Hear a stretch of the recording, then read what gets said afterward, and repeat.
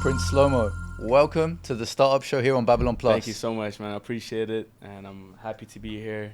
Loving the whole vibe, the environment, looking crazy, man. Yeah, man, it's good, and the pleasure is all ours. Thank you so very much, man. Nice to meet you, bro. Nice to meet you, for sure. Nice to meet you, and it's an absolute pleasure, man, again. And heard some beautiful things about you, seen some great things. What's your real name?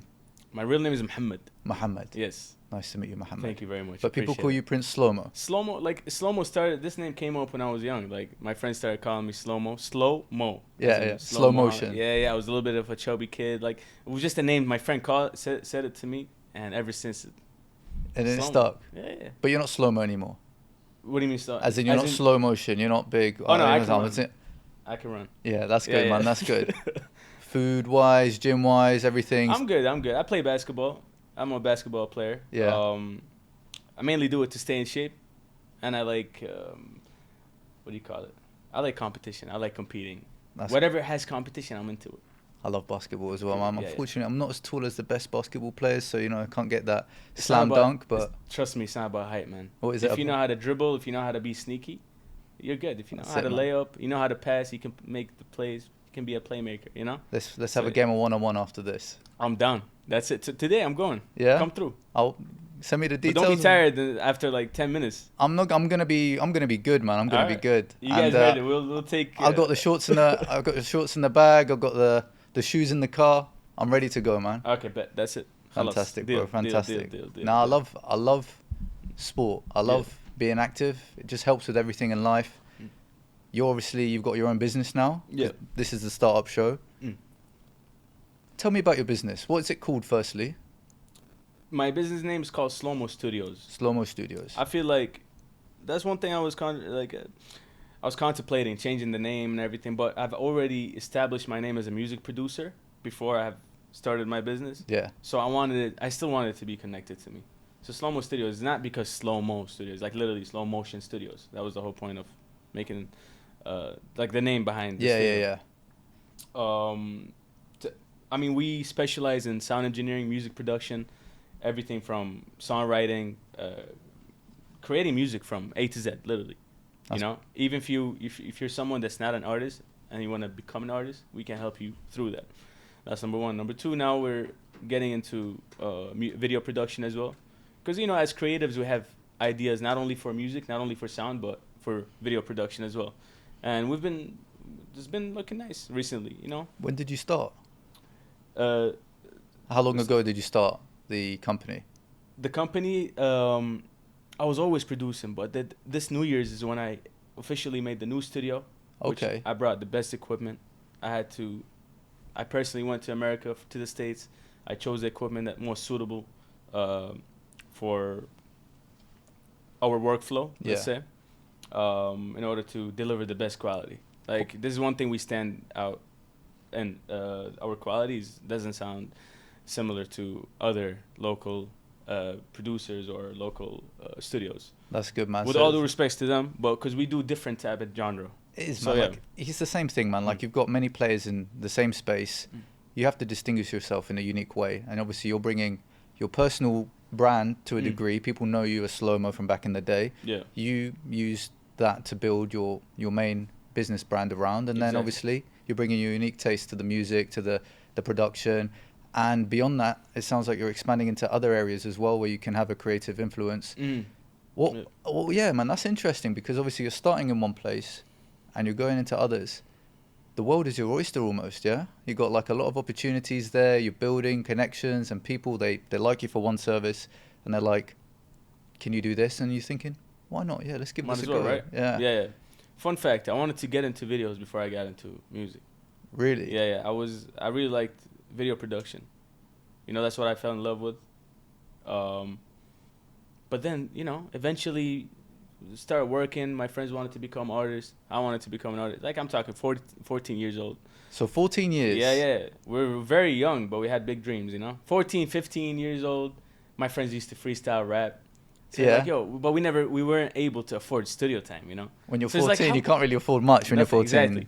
So I'm like, how hard is it to actually record vocals, So I remember you remember the wired Apple headphones? Yeah, back in Yeah, the day. exactly, man. And we just I tried recording on that. It was the worst recording ever. I'm like, so It can only go one way up from there, you know? it was just distorted, man. It was just distortion. I remember. I was still new into, so but then I got introduced into something called autotune. I'm sure you know about it. Most people know about it. What autotune does is it keeps you on a certain scale when you're singing. So let's say you're singing, in Arabic we say maqam. If you're singing a maqam and you don't have the best voice, you're stepping out of that maqam Okay. or scale. Yeah. Autotune makes sure you stay like it pushes your Vocals. voice tone Yeah. to stay on that maqam or the say or that scale. Okay, so when I first recorded with autotune, I put the autotune on. I think my friend's voice, then it was my voice. It felt like a nice dream. Yeah. Like that's the best way to describe it. The first time you hear your voice with autotune, it's like, wow, this sounds really good. You know, so it's not that hard. So then I learned slowly. I started teaching myself. I took lessons. Blah blah blah blah blah. Mainly self-taught, but of course you reach a level where you have to dive deeper into. Yeah, there's only Yeah. like so much you can do on your own. Or rather, you could probably do everything on your own, but the amount of time it would take to learn everything, Yes. to spot your own knowledge gaps or skill gaps is Exactly. difficult. If Exactly. you're with a mentor that's a few steps ahead of you, they can look at you and be like, you're doing really great here, but X, Y, and Z needs a little bit more. 100%. They can tell you where to pinpoint your focus, and that can accelerate your development. 100%. Yeah. So yeah, slowly, I started sound engineering, which is recording vocals and making vocals sound good. Then moved from sound engineering to music production. I love sound engineering. I'm a nerd when it comes to that. It's a complicated process, and that's what makes a song listenable. Let's say, the way it sounds in a car, the way it sounds in big speakers, even a bad phone.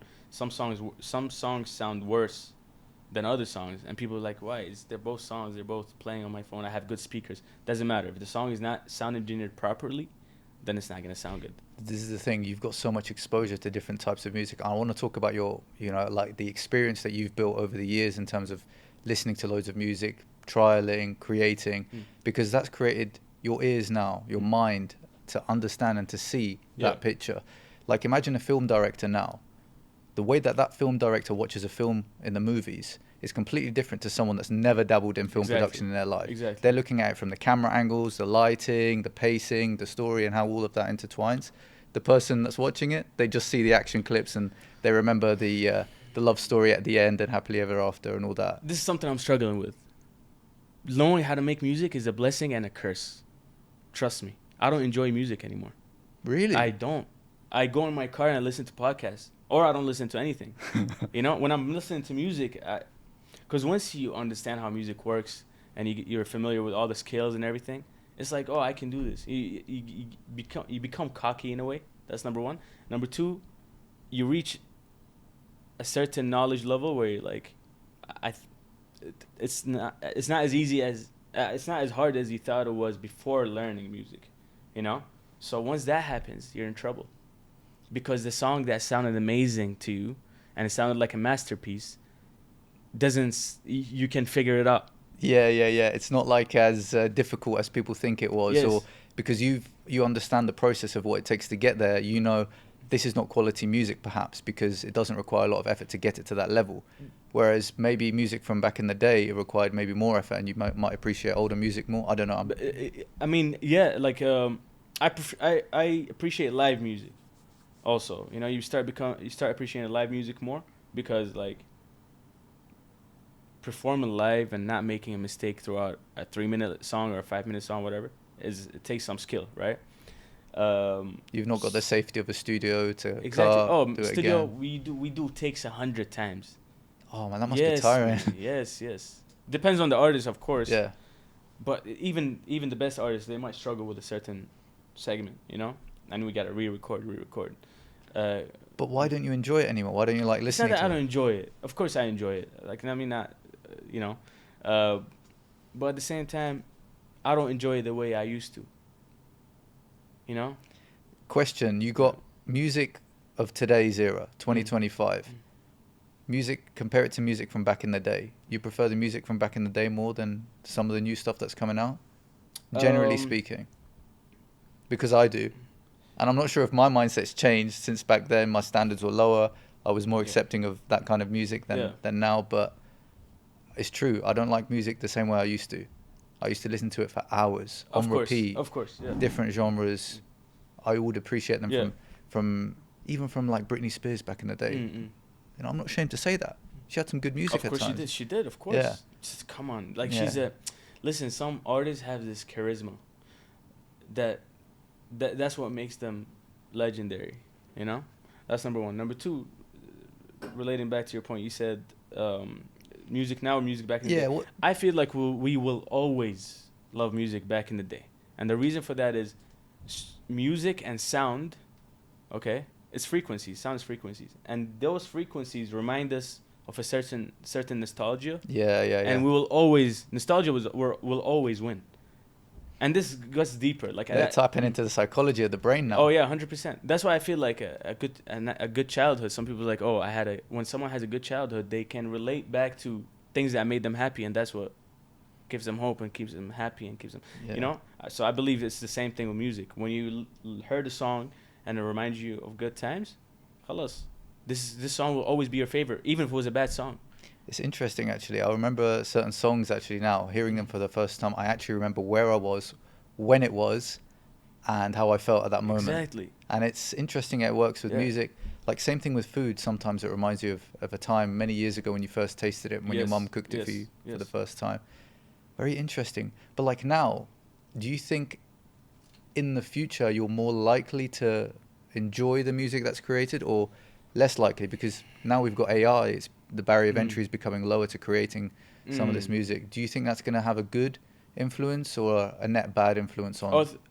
of course it will saturate the market for music. It will definitely saturate it. But the thing is, authenticity always played a role in music. So when you hear a rapper, let's say, talking about crimes, let's say, if that rapper is not real, for example, Yeah, um, and he didn't do the things he's talking about, that means he's not authentic, and people probably wouldn't listen to him. So same thing that goes for, let's say, Britney Spears. She's all bratty and going crazy on music videos, But that's her. That's her personality and that's her charisma and that's what makes us like her. And she's authentic, you know. And she went through rehab and she's a when you think about Britney Spears, it's a chaos, right? And her music is a chaos. yeah. And he loved that. That's why we love her. Relating back to Britney Spears, right? So I feel AI. How us humans, how are we gonna relate to AI? But it's a scary thing. Like I've been seeing things where you're watching a video, then at the end of the video, it's like, oh, by the way, this was AI, and the You whole didn't time know you're it. watching it, you Yeah, didn't know yeah. it. It's getting to that. Actually, it's already got to that point. I was saying it's Yeah, getting to that point a couple yeah. of months ago, but now some of the stuff I've seen as well, It's it's crazy, mind man. blowing, I'm man. telling you, And I do think authenticity plays a big role of in. course. There's so much noise now. There's going to be so much more noise, Yeah. creating all of this generic content with AI. Not just music, anything. Mm. Social media, videos on YouTube, anything, Yeah, yeah. even movies. But the ability to spot the authentic from the not, and I think that's where maybe personal branding comes in a bit more. Like who's that person behind it? What's their track record? What have they Exactly. done? Can they back up with what they're making? So yeah, I think like for me, I agree. I definitely think that's going to be one key way people are going to be like, I would prefer listening or focusing on this more than the 99% of the other stuff that's being created at this Oh point. yeah, yeah. Of course. Yeah. I'm very interested in your business model because for me, I've worked with many different types of businesses. I'm in education and I've worked with people that have accounting businesses, people that have businesses in any area, construction. It just makes sense how they make money.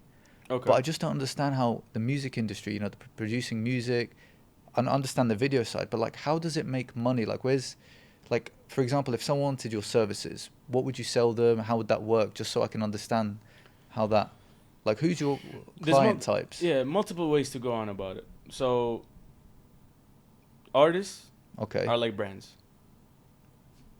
So as a studio, you generate profit from people coming in trying to become artists, and you provide them the services of music production, for example. That's number one. Studio recording, number two. Mixing and mastering, which is sound engineering, which is making things sound good. You know, um, that's as a studio, okay, providing songwriter services as well. Let's say I'm contracted with a few songwriters, so when I have, let's say, a Kurdish artist wants to make a song, I would call my songwriter, hey, write a song for me. The songwriter is gonna make a full song, sing it, then sell it to an artist. So that's what songwriting is. Um, so that's how you can generate revenue out of a studio. But then comes how you're going to how are you going to use your clientele. So let's say I'm working with a big artist. Yeah. You can get sponsors. You can, because they are a brand. They have became a brand. Whatever they do, people are watching what they're doing. So you can bring products and promote them through these artists. You can products, cars, advertisement, shows, whatever it is, whatever, because they are the face of, they're public figures, you know what I mean? So that's that's also another way to generate revenue. So if you can be contracted with an artist as a record label, that's what record labels do. For example, Death Row. Speaking of rap music, Tupac was signed to Death Row. Okay, so Tupac was generating a lot of revenue through shows, through advertisements, through sponsorships, 1, 2, 3, 4, all that. Right. And the producers are managing that. So like the owner of the record label company, which was Suge Knight. Okay, he runs Death Row. So, sorry, what do you mean by the producers? So, like, for example, like let's say we discover Tupac, for example, now, and he comes in to your office and he says, "I want to work with you. How can you help me?" You're saying songwriting. We can support you with that. Did he write his own songs? Yeah, he wrote his own songs. I mean, most artists, some of them. They might take care of a lot of the stuff themselves already. Exactly. But like the stuff that you can support them with, in addition to that, you probably have services for that, yeah? Rap music specifically, most of them write their own songs. But some pop, you see a lot of people involved. But yeah, so you have the team to manage them. You have the studio, the record, the person recording, the sound engineer, the music producer. It could be multiple music producers, okay? So yeah, we build this star. So we bring this person, he has talent. Okay, we build him. Okay, but whatever he makes is 80% for us, 20% for him, for example. Oh, wow. Yeah, it could be, yeah. That's some good margins, man. It could be. It could be, yeah. It could be, yeah. 80%. I've heard of these percentages before. I've heard of, this actually reminds me of something I heard not too long ago. Taylor Swift. You heard that controversy with her and her management. I think it was along the lines of they owned most of the rights to the songs. And she was getting not much for her contributions. That's normal. And they were taking the lion's share. Yeah. And there was like this big kerfuffle to the point where I think she ended up re-recording the very same hits elsewhere so that she could, be a little bit separate from them. Really? Yeah, but like, you don't even know what's going on behind the scenes with these people. Exactly. It depends on the contract. But they got in, this is what annoys me a little bit. Yeah, but because they supported her to get to where she is. They built her, but the artist becomes greedy. Their ego gets to them. And now they're like, oh, that's me. I'm the one. It makes sense, obviously. But at the same time, they're the one that built you. And you signed the contract. You sat on that table and you signed that contract. So that's why it's a dirty game at the same time. It is. Yeah. See, this is the thing. I don't know the nature of that agreement. And I'm sure like there's a lot of information out there that, portrays one side better than the other, and depending on who you speak to. But at the end of the day, when you start that conversation on day one, you have an agreement, everyone is happy, and you work for a period of time. And naturally, an artist, maybe they've come with some talent, some personal branding exposure to the community that people resonate with. They work with the team that helps them step up a level, 2 levels, 5 levels. They keep building. And then eventually, if everything goes well, they hit it big time. But then perhaps they want to renegotiate, and then that's when you're saying maybe things like ego can come into Exactly. But yeah, there's a lot of work that has to go on behind the scenes. Maybe people don't appreciate that as much. These big record that's number one. Number two, these big record labels, okay, they are an exception. Because what happens, I mean, you see like artists, once they suddenly one of them gets exposed for like pedophilia, like Diddy, for example. Yeah, I don't, whether he was or he wasn't, I haven't really looked into it. I won't lie to you. Yeah. But this was hidden for years. They are the ones hiding it. But once they're deal is done. That's how record labels work. Okay, let's not take him as an example. Let's take Tory Lanez. I obviously know Tory Lanez. Okay. I don't believe he did what he did. I think because he finished his contract with I think he was signed to Interscope. Their contract was done. He didn't renew it. He became an independent artist, and he was gaining popularity.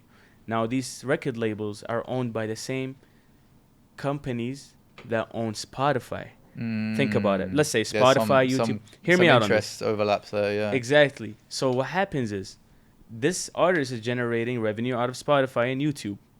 Okay? So it's a loop. That money is going back into their pockets. Okay? Then back into Spotify and back into their pockets, for example. So they keep the artist in a loop, and he's getting a small percentage. So when the artist is independent and he's generating, let's say, millions out of Spotify, that's not going back to them because they don't own him anymore. Does that make sense? Yeah. So that's why suddenly, this rapper is locked up for this, and this artist is exposed for this. But they've been doing it for years. Yeah, but it wasn't in their interest to make that public at the time because course. They had a vested it's politics. interest. Yeah, it works the same way as it works with politics. I want to be clear. I don't know the details of these cases, but I've seen this kind of stuff happen before, not just in music, in other areas, and yeah, I think there is also an element of truth to things like this. But without knowing the full picture, we never know. But again, dirty game, as you said. We never know, of course. But once money is involved, we're talking about millions of dollars. People change. Money changes people. Yeah. Everyone knows this. Let's talk about money a little bit. So, like, for example, now you've built this up over a number of years, your reputation, you've got clients, you've got a few different revenue streams. You're now entering video. Yeah, I'm doing video. We're doing video production. What's the biggest client payment you've ever received? Oh man, I don't want to get into that. Okay. What region? What region, man? What region are we talking? No. I know it's a big game. Leave it. Okay. Well, let's talk about something then that is a big client to you as a brand, or can you talk about like, some of the people you work with? Oh yeah, of course. I mean, in terms of artists, I've worked with Heli Love, Abba Qarib, Dashni Murad, Chopi Fattah.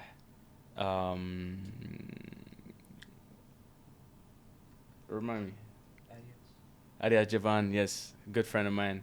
I'm still trying to, put more projects out with them and some other artists. In terms of collaborations, like I think I was the first producer to collaborate with Toyota. I had a collaboration with Toyota. FIB, I've done some of their, sound production. So it's like companies as well have come to support. It's not just like people with Kodak. We've done few songs for Kodak back 2 years ago, a year ago, something. Lezzo, we made something. Yeah, it's not just so interesting. artists. You got these companies and you got these people as well. Yeah. Like, have you got like a success story from someone that started off quite unknown and you got them to a point now where it's like, wow, they're people are singing their songs? And I wouldn't say. I don't like to claim credit for nothing. No, but just clarify. I just want to. Since you've been in the game with them, you've supported them to make even more progress than they already had made. Yeah, so I would say, let me not say help them do crap. Look, the way I look at it is, I've brought my creative part into their creative part, and we came up with this nice project. For example, it's not my biggest hit, but I would say when it came out, it made a big buzz, let's say. There's a song called Para. Okay, I'm sure, I don't know if you heard of it or not, but it was a very controversial song. It was cool. You can listen to it whether you're driving or with your friends, or you want to turn up and, in clubs it was playing. So I remember the first day I released this song, maybe 2 hours into releasing it, I was driving in the traffic light, and I swear I heard a car beside me playing it. Oh man! I went into I swear, like I would go into let's say I would go to a lounge with my friends. Suddenly the DJ sees me and plays the song. So it was like that, That feeling inside must have been like euphoric, man. It's just like it's nice. Dopamine on steroids. It's a nice feeling. But it comes. It's nice. I would say it's nice. But then it comes with its own negative side. You know what I mean? Like sometimes if you just want to relax, go somewhere where no one knows you, let's say. Or you're famous now, man. You've opened that Pandora's box. Let me not say famous, but I would say I've built my image in the community. Let's Yeah, say. Yeah. well, Because fame is like if we're talking about fame, like for example, Helly Love, she's like a close friend of mine. When she walks into a place, she is famous. Like people are taking photos or trying to take photos with her, and so I would say that's famous. You know what I mean? But yeah, because look, me as a producer, I'm behind the scenes. this is like, it's like Timbaland, you know, back in the day. People didn't know much of him, but Yes. he's helped produce a lot of really good songs. Crazy. And then after Yeah. he started putting his name on some of the songs, he started appearing in the music videos. And you're like, yeah, this guy, he's been doing a lot of work behind the scenes. Now we're actually starting to see him in the limelight. Yeah. Fair play, credit where credit is due, because it's not just the one person, or, you know, there's people behind the scenes that are helping, and people like you should be credited. People should recognize you. Yeah. As in within reason. You don't want to be, it sounds like you don't want to be too famous to the point where like you I can't don't- eat a meal in a restaurant without. See, the thing is, I don't mind it, like, but I know whatever you crave, eventually, you know, you get tired of it. Yeah, it's like, You know? it's like, okay, you get a Ferrari when you're 18 as a Yes. gift. And then when you're 21, you get gifted a BMW. You're like, But it's just, it's a "Alright." really good car. Yeah, You're like, yeah, yeah. oh yeah, but I've already had Yeah, this, and now I'm exactly. used to it. And then it's just like the bearings have changed, and That's what I mean. so yeah, it's like human I want to add nature to is that. I want to add to that. So the thing is, I've separated myself from my studio. So now my studio is performing for these artists, but me, I'm also releasing a lot of content. For example, remixing reels, mixing Middle Eastern music with, and this is getting a lot of views right now. You know, so I'm kind of this year I'm really focusing on myself as well as Prince Slomo, separate from my studio. I got nothing to do with my studio. You know, putting content out, creative stuff. Yeah, whoever's watching knows what I'm talking about. But that's good though, because what happens is in business, usually when you build a personal brand and then you build a business around that as well, which is what it was before you started to keep things separate. Yeah. There's something in business called key man risk. Mm. If you stop working, people are less interested in your studio. Yes. Whereas you've mitigated that, you started to build it separately so that this studio operates as its own entity. Yeah. People are there, they know what they're doing, clients calm, they're supported. Yeah. But you can still have the freedom to do your own thing. And whatever you do, if it's even controversial or not, Yeah. that doesn't affect the reputation. Exactly. I mean, That's yeah. good. That's a good place to be. Yeah. You have clients now that come in, new ones. Let's say someone listening Mm. has the potential or feels like they want to. Come. Yeah? Whoever is, should I look at the camera? Which camera? should I Whichever you look want to at? do, man. All right. Whoever wants to come to a studio, you think you have talent. Your first session is for free. You don't pay nothing. I want to introduce people to the music world because I feel like when people are interested in making music, they think it's this crazy. Oh my God, I'm gonna die behind the mic. We make it easy for you. Like, do they need to have like any prerequisite skills or something, or like just even if they want to give it a go? See, the thing is, I search. Let's say if I feel like someone has a even 30% of having potential, You got an eye for the I talent. I'll help them build it because I know how to do that. It's all psychological. You know, it's never like, you know, oh my God, you gotta learn, you gotta take singing lessons. Many things are post-production. Yeah. You know, so Yeah. we handle that for you. We make it easy for you. I like to make things easy. I don't want to complicate things. So you've got like in football, you've got, do you say football or soccer? Well, we say soccer. Oh no, But- man, you're one of those. Come on, bro. I feel you. Everyone I here feel saying you. soccer, man. Come on. But- It's football. You kick the ball with your foot. Come on, man. True. By the end of this show, please call it football. Inshallah. as you like Inshallah. to say. Okay. Bro. Anyway, in football, Yeah. we have the Leo Messi and the Cristiano Ronaldo. True. The Leo Messi, some natural talent, a Yes. little bit of ongoing work to maintain it, but Yeah. still very good out of the box, out of the womb. Yeah. Cristiano Ronaldo, still some basis of talent, but a lot of hard work to build and get to where he was, where he is. Yes. In terms of the music industry, Mm. someone walks in your door, they want a shot. You see some natural talent there. Is that enough? Or Yes. do you feel that hard work also plays its role for these people coming in? Thank you for asking this question. People think, man, some people had to put blood, sweat, and tears behind their music. It's an investment. It's an because as I said recently during this conversation, I said, you are building a brand. So if you're an artist, you're building your own brand. How are you gonna build a brand without hard work? People think from the first song, if it's not good, then they quit. How does that make sense? You should hear my first few songs. I used to get made fun of in high school for them. I'm not joking. You know, I never thought I would be here, but I kept going because I loved it. See, you gotta love it. If you're there to make something out of it, then just don't do it. You know, I love it. Let me tell you how much I love it. If my studio stops working today, if I don't get clients this whole year, I'm still happy, because I have my studio. I'm doing my music. I'll still do my thing the same way I was when I first started music. So you have to love what you're doing. If you come in like, yeah, I want to get famous this year or this month or whatever, we don't know. Maybe you will. Okay, but if you don't, then does that mean you're gonna stop? It's like It's an investment. their motivation will wane before they see any meaningful results, and then because they've lacked the discipline to keep going, consistency, the passion that underlies everything, Yeah. then they'll move on to the next project, and they'll be, you know, dabbling in loads of different things and won't achieve anything anywhere. But you found something beautiful, and I think that's one of the secret things in life, man.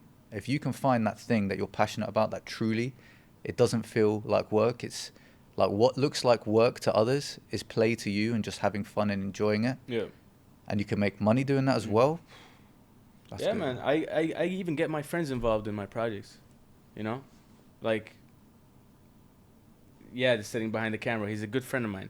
I call him. He likes to join. So when we have a set, I'm like, yeah, do you want to join? He comes, he vibes. He might help. You know what I mean? And if I have the budget, you know, I always make sure they also eat out of it. You know what I mean? Yeah. So I try to take it, because that's the whole point of having fun with your money, man. It's also through social. So it's like a video or a song project or whatever will bring you and your friends together, and that's a memory. So might as well invest in it as well. You know, I really look at things like this. Like, people, when they see when they see me online, they don't expect that out of me. You know, but once they have a conversation with me, I really care. I value the family and the friendship that I have around me, you know, and try to push it in the same direction I'm going, and try to also let them know that you need to push me as well. Yeah. You know? So, yeah.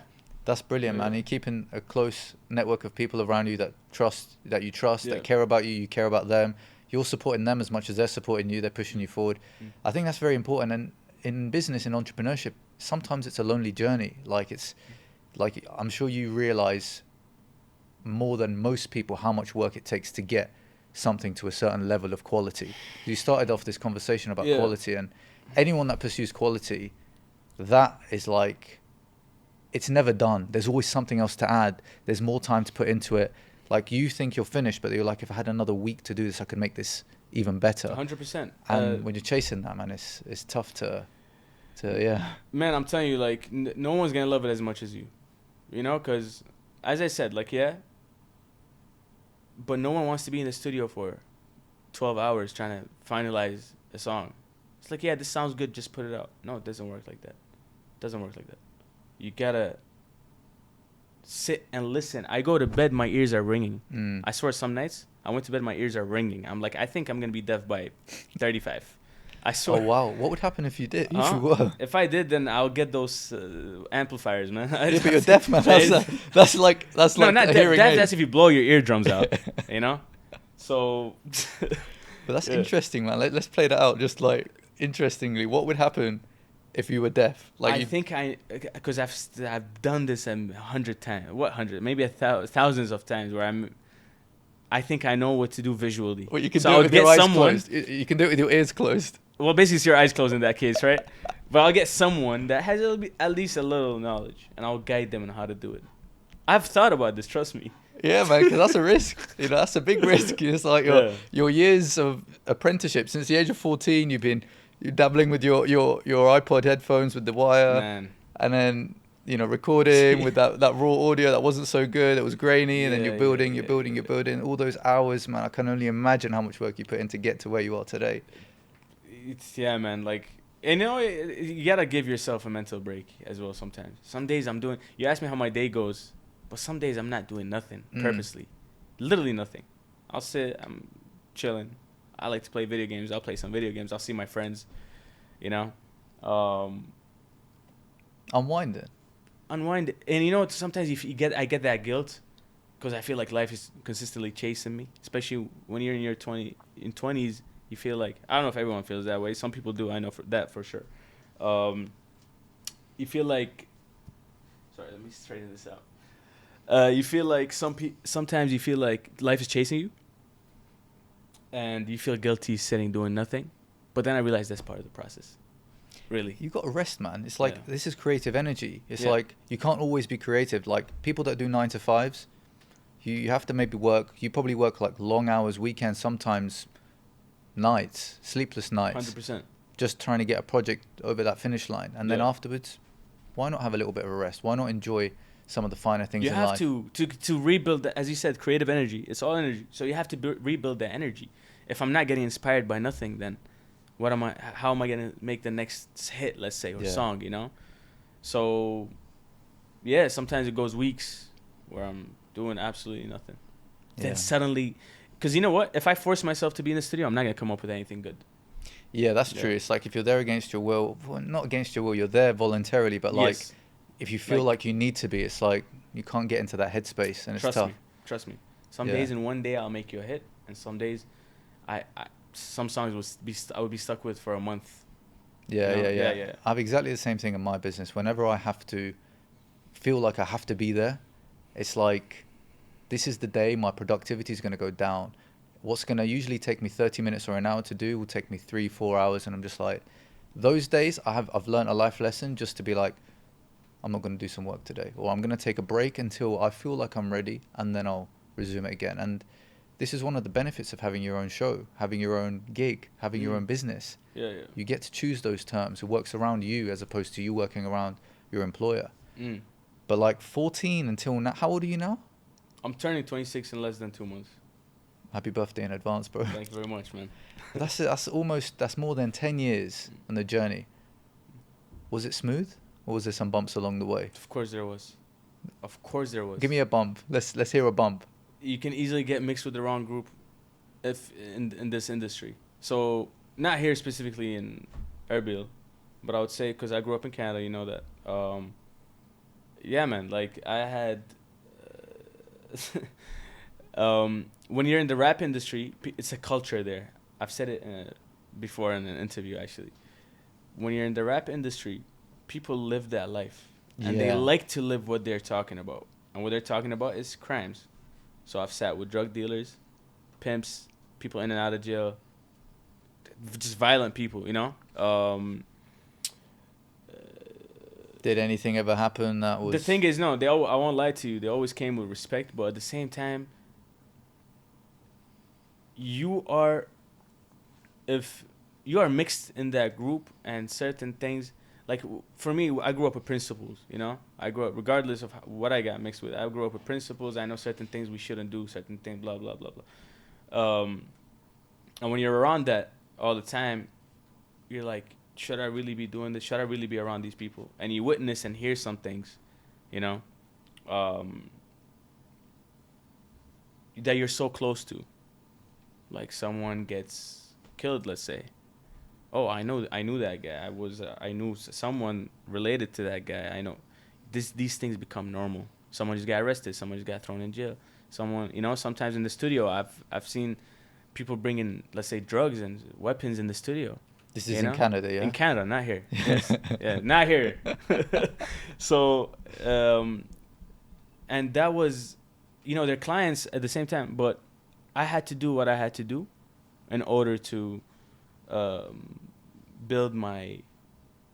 Man, you got to go through it, you know? Yeah. Because these were my clients. This is who was calling me to come pay me for a studio session. Yeah, so they're like... I needed to make a living. Exactly. You know?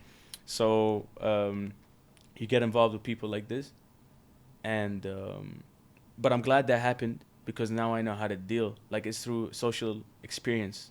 Like I've gained a lot of social experience through these bumps you're talking about.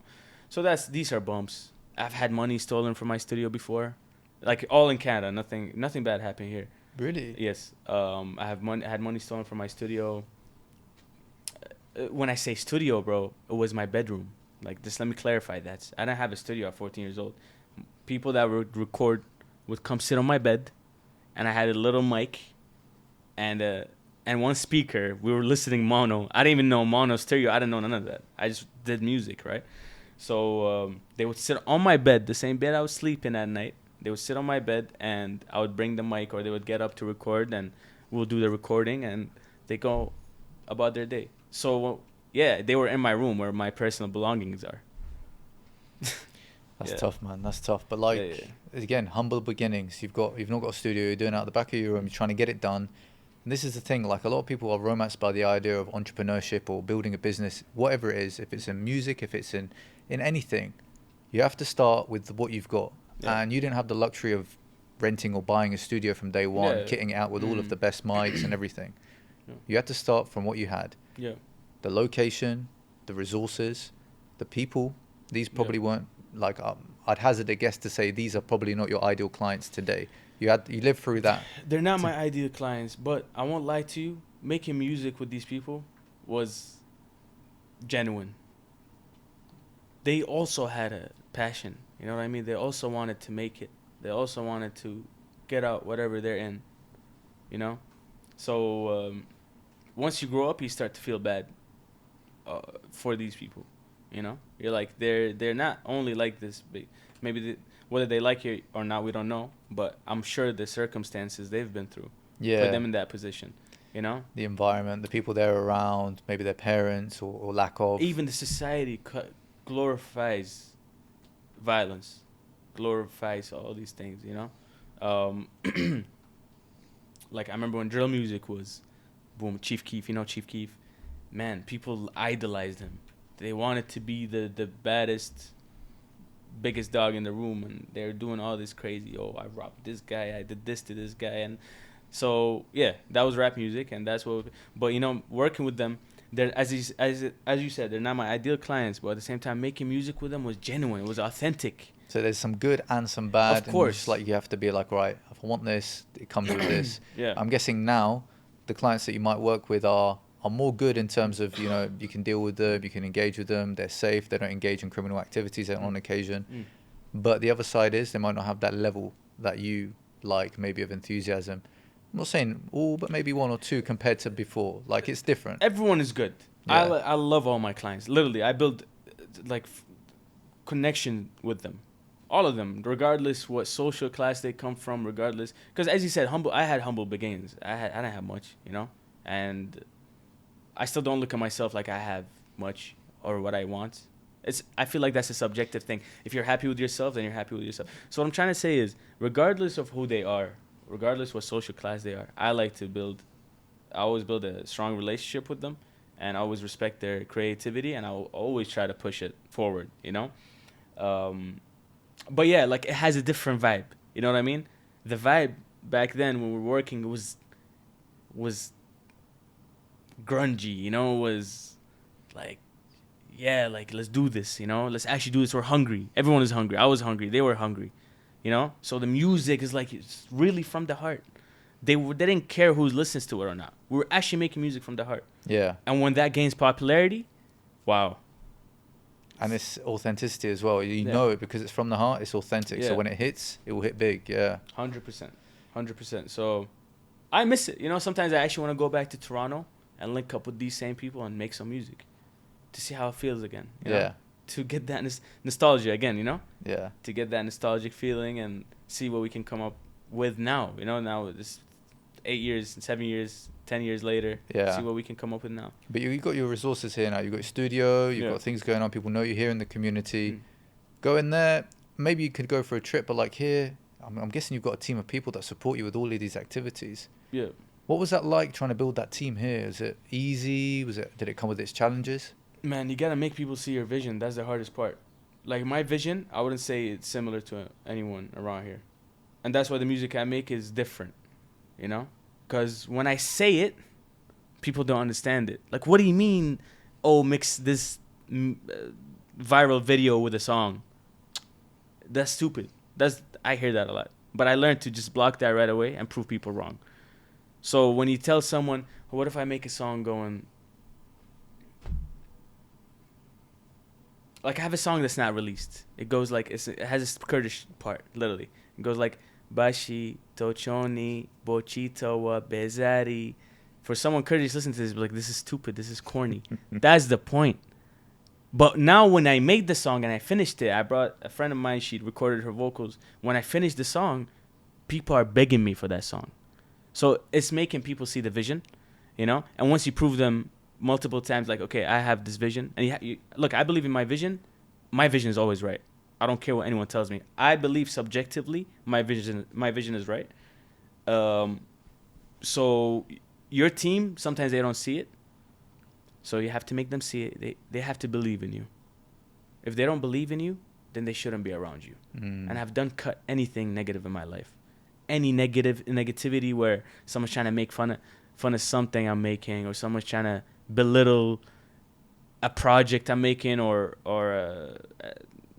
belittle me in any way, you know what I mean? Even as a joke. You cut them out. Even as a joke. Yeah. Trust me. You know? And that's, some people are like, oh, you're sensitive. No, bro. When someone is inspired by you and someone loves you and respects you, they're not going to come with that. But like, I was going to say BS. Yeah. No one's going to come with that BS. Right? So yeah, the people I surround myself with, they know when to be serious. They understand where my vision is going. And they must have similar values to me. As we said, we talked about that before we started the thing, but yeah. They have the confidence, though, to tell you if you might be on the wrong path or not. Or I like that. Because, do they? Because, yes. If they say something that is not 100% aligned with what you're thinking, that, to the idea or to the vision, can constitute as negativity. How do you distinguish? Just let me finish. Okay. I tell them, just let me finish. Once I tell them, just let me finish, once I finish, you can give me the most critical feedback. You can tell me this is the worst project you made, worst song, worst video, whatever. You are allowed to say this. But don't do it when I'm in the middle of my building the thing. You know? That's only going to slow you down. That's going to affect your creativity. Yes. You know what I mean? Fill you up with negative energy. It's not going to help. Exactly. Because that's why I don't share things until I actually build them. I'm like, just be patient. Let me finish it. Once I finish my song, let's say it's a song.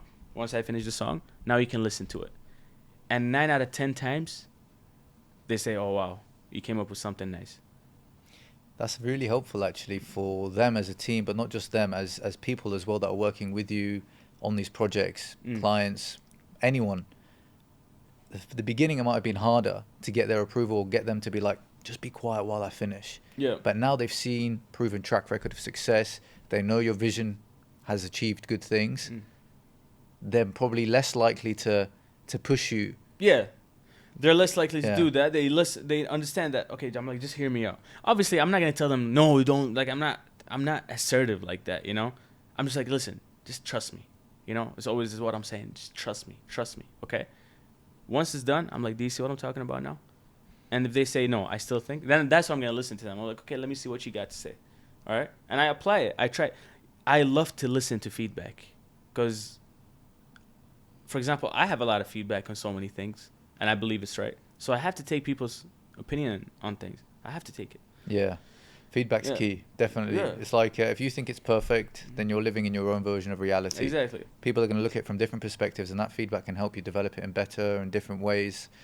Yeah. It's like, this reminds me, I think, Quentin Tarantino, you know that film director, yeah? His early stuff, I love, by the way. But his early stuff, he needed to find directors that believed in his vision and just gave him the rope to be able to explore, to experiment, to create something that he knew was going to be good. But to find that at the beginning was a bit hard. Now he's, I think, on his 21st film. I don't think he has to go through those hoops. Yeah. They know him, man. They've seen his track record. Everything's great. And it happens in loads of creative avenues. And I'm guessing You have to be crazy. You have to be delusional. If you don't have delusion, then don't get into the entertainment. And you have to be delusional. I'm delusional sometimes. I'm serious. I'm delusional sometimes. Like, I want to say, I make things sound 10 times bigger than what they really are.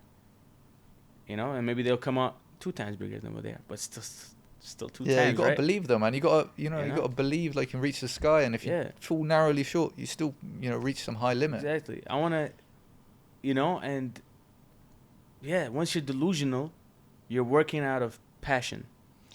Do you ever so obviously that's when things are going well. Have you ever had like a streak where things didn't go as well, and then you're starting to question your own belief system, or rather question your own conviction in what you think is good? Have you ever had like doubts? Have you ever thought maybe, I don't know if I want to keep doing this anymore? From the business side, yes.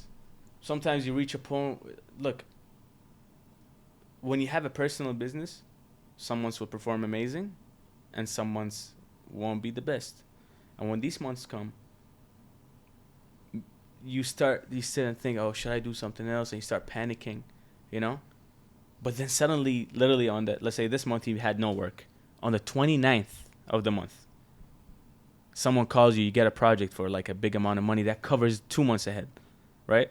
So you have to be patient, and you have to be like, that's my advice for real. Like, you have to be patient, and you have to know how to handle your finances to be prepared for situations like this, and you have to maintain that energy and that image, you know.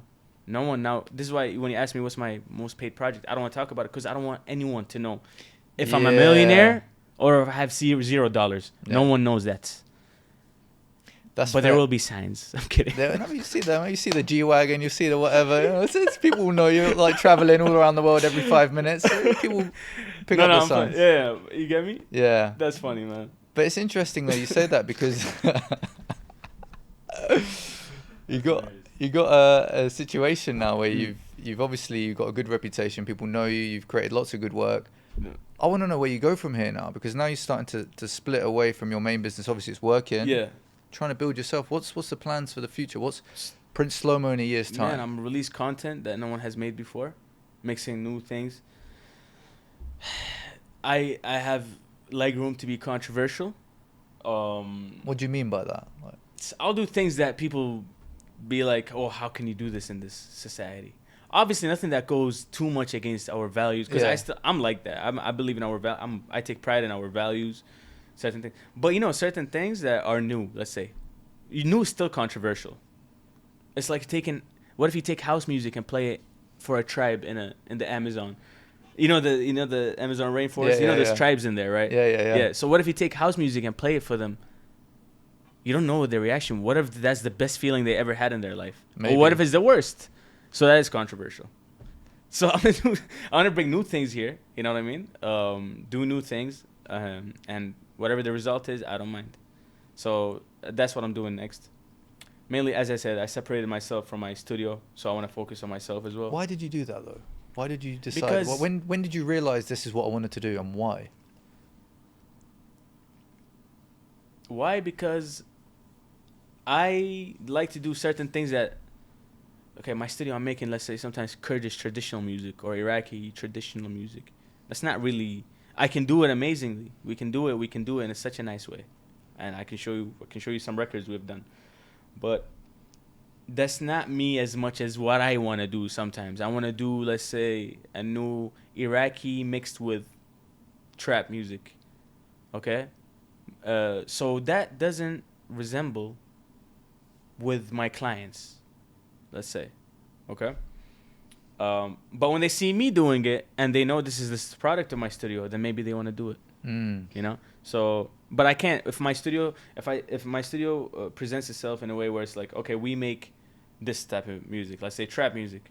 There's no trap artists here. You close the door to a lot of opportunities. Exactly. Yeah. So we are a recording studio. We can provide all services for you.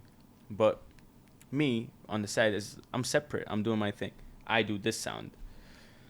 That's fair enough, actually. It gives you more freedom to explore your own interests, explore what you want to do. You're not tied to necessarily what the business needs. Exactly. Sometimes you end up working like in the business too much to the point where you I don't want to say you lose yourself, but you're like, the reason why you started it, the reason why you got into the game to begin with, 100% kind of gets lost. Yes. And then you end up just going through the motions, maybe. I don't know if, has that ever happened to you? You just be like, oh man, like this is great, I've built it, it's successful, but I just don't connect with it to the same level anymore. I want to start exploring my own creativity in a different way. Yeah, sometimes I'm like, I wish I make music like this.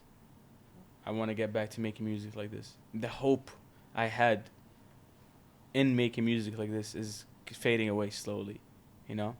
Let's say R&B, I love R&B music, but I can't find an R&B artist here, you know? I would love to build one. I would love to find one. Whoever's watching this, if you want to sing R&B music, just holla at me. So sometimes I want to do that, and I miss it. But yeah, as you said, like it's fading away because you're so focused on the financial side of business, and you're doing what benefits you financially. Pays the bills, helps you, helps your team, Exactly. helps your family. Yeah. But like for the business now, like you've left it in a good place. Yeah, it's like it doesn't need your direct day-to-day involvement, or you No, still it has to. okay. It has to, because I said the vision comes from me. Mm. I'm picky on that as well. When you have clients, do you have like big projects, or do you ever have recurring things with them so you can like manage the money over the year? It's not just like on the 29th of the month you got that call, you've got a good Like, do a I good have payday. continuous? Yeah, so it's like so like in business, there's you've got new business, you've got existing business, and as in repeat business, Yeah. and then the cost of business. Like most business models are the same. You've got a brand new client, they pays you for one service, Mm-hmm. but then you can keep them with others, keep that recurring in a way. Like, is there anything like that where it's sort of you can be like, I can predict at the end of the year or next year, I'll still have these kind of clients, or is it sort of like a game in this industry where you're I'll like be honest, it's a project game. to project? It's a project to project business for sure. Unless I'm doing marketing, if we're doing the marketing of some company and they like our creative ideas and they want to do monthly, Like retainer sort of thing. exactly, then that's a different thing. But artists, for example, they see an artist can walk in the studio and say, I want to make 50 songs, 52. Let's say I want to make an album, 10 songs. I'll be like, yeah, inshallah.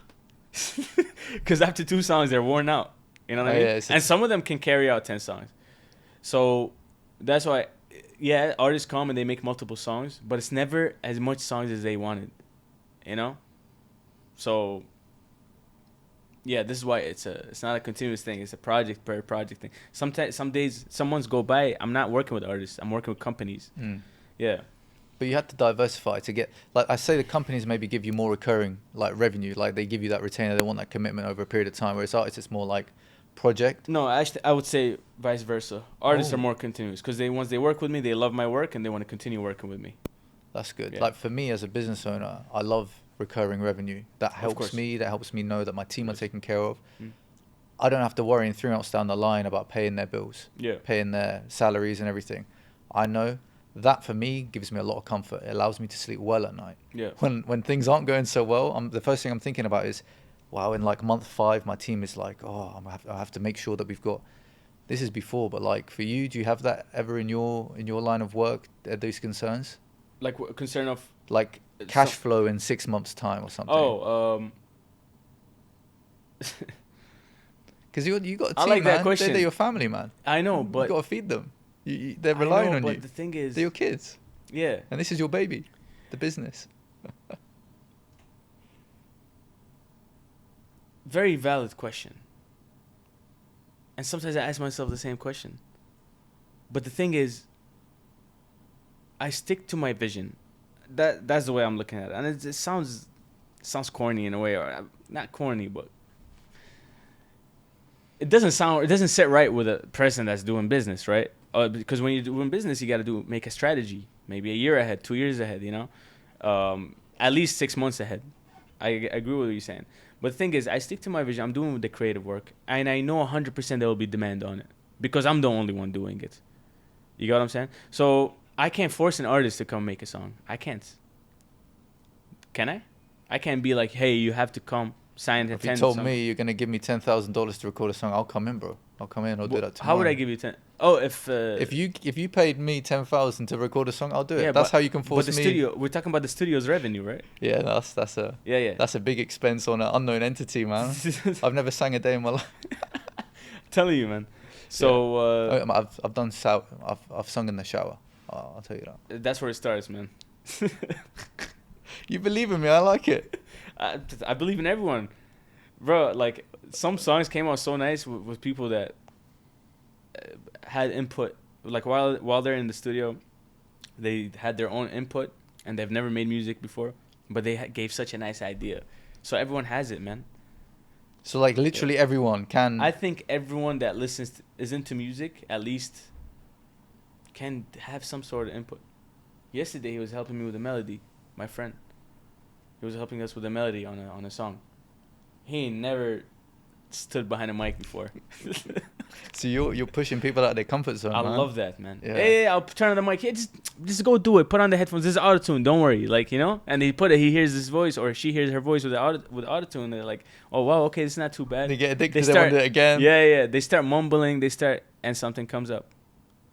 Yeah. So I like that, man. everyone's brain works differently. Yeah. So. But that's very, that's very reassuring to people listening. Like, if they feel like they've got the ability, they should take that chance. Of course. And your door's always open? Doors are always open, man. Yeah, man. Anytime, pick up the phone, tell me. All right, man. Yeah. Most definitely. That's fantastic. Before we go, man, I really want to know what your next plans are like. Have you got anything coming up? Any secret? I won't lie. I already have that in mind. Yeah? I think I want to shoot a music video. Yeah? Me, personally. Haven't done that. I've done that long time ago when we were young, like 19 years old. Yeah. But I want to come back strong this time. Yeah? Like, when I do it, I have the next project ready. And I can guarantee you... Let me not say nothing. But I think we'll make some numbers. I love your creative energy, man. Yeah. Prince Inshallah. Slomo, thank you very much for your time, Thank you, bro. man. Wallah, it was great meeting you, man. Yeah. Inshallah, we do another episode in the future. After these projects we're talking about right now, we'll see what happens, right? 100%, man. 100%. So, yeah, Pleasure, bro. Thank you, bro. Thank you very much, man. Thank you so much, Thank you very man. much, man. Take Peace care. out. Peace out. Take care.